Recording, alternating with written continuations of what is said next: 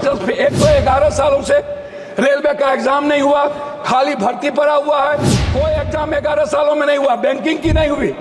आप हमको बताइए ना कैसा एग्जामिनेशन हुआ, कितना एग्जामिनेशन आपने ली, कितना ST SC OBC, आपने तो आरक्षण को पीछे दरवाजे से बंद कर दिया, एग्जाम बंद करके निजीकरण आपने कर दिया।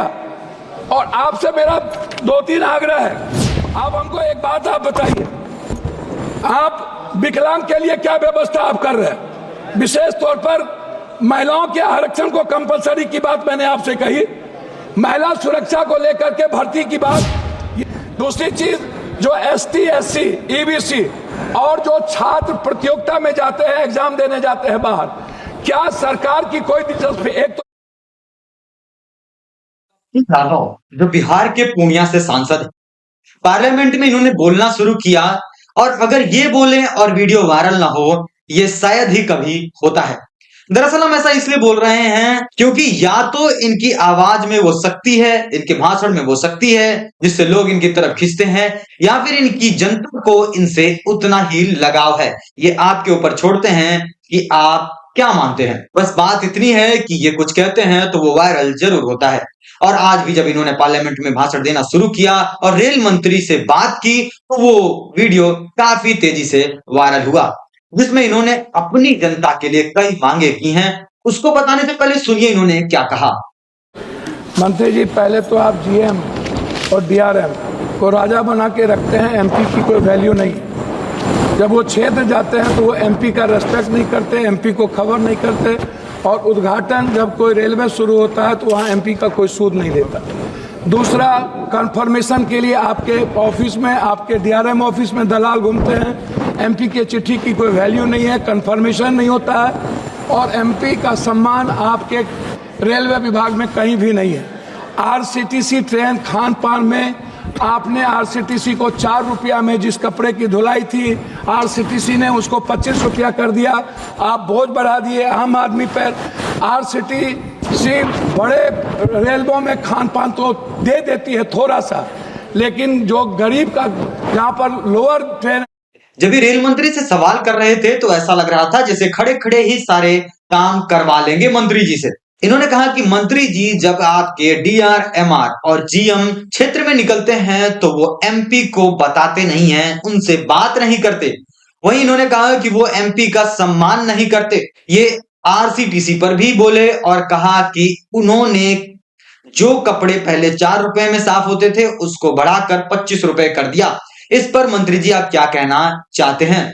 गरीबों की बात की और बताया कि उनके लिए फूडिंग सिस्टम अच्छा नहीं है, गरीबों को रेलवे में खाना अच्छा नहीं मिलता है। उन्होंने वंदे भारत की तारीफ की, लेकिन कहा कि जो अन्य रेल हैं उनकी भी व्यवस्था को अच्छा बनाइए मंत्री जी। वहां का खान पान बहुत ही गलत है।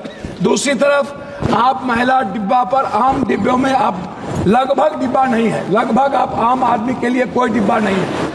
वह कंफर्मेशन के बगैर जाने वाला डिब्बा 1 या 2 होता है, 12 डिब्बे हुआ करते थे, अब 1-2 होता है।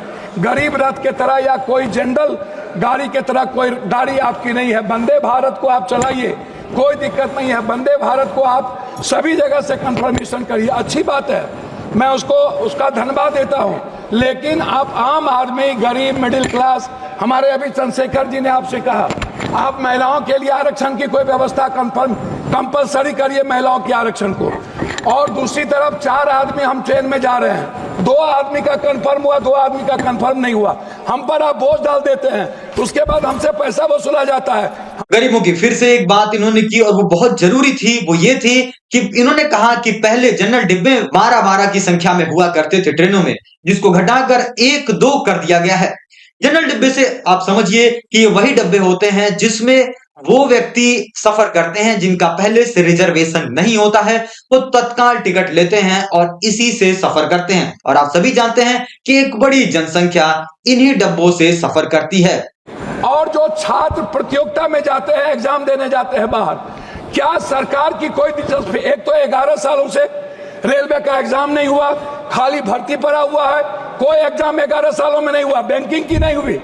आप हमको बताइए ना कैसा एग्जामिनेशन हुआ, कितना एग्जामिनेशन आपने ली, कितना ST SC OBC, आपने तो आरक्षण को पीछे दरवाजे से बंद कर दिया, एग्जाम बंद करके निजीकरण आपने कर दिया।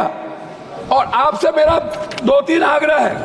आप हमको एक बात आप बताइए, आप विकलांग के लिए क्या व्यवस्था आप कर रहे हैं? विशेष तौर पर महिलाओं के आरक्षण को कंपलसरी की बात मैंने आपसे कही, महिला सुरक्षा को लेकर के भर्ती की बात, ये सबसे ज्यादा और सबसे इंपॉर्टेंट। इन्होंने एक बात और कही कि कई बार एक ही परिवार के 4 लोग अगर टिकट करवाते हैं तो 2 का टिकट कंफर्म हो जाता है और 2 का टिकट कंफर्म नहीं होता है। इससे दिक्कत ये होती है कि जब वो सफर करते हैं तो जिनका टिकट बुक नहीं होता है उनसे अच्छा पैसा वसूला जाता है।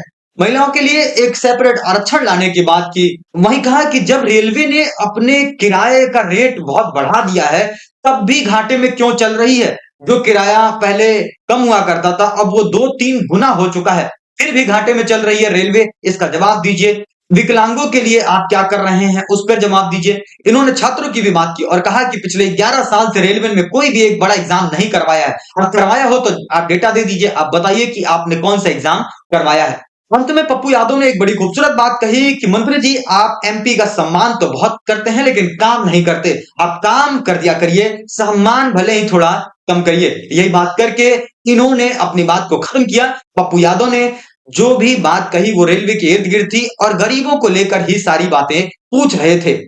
हालांकि अब देखना होगा कि इस पर मंत्री जी क्या कहते हैं। धन्यवाद। आप क्या कहना चाहते हैं वो कमेंट करके जरूर बताइए।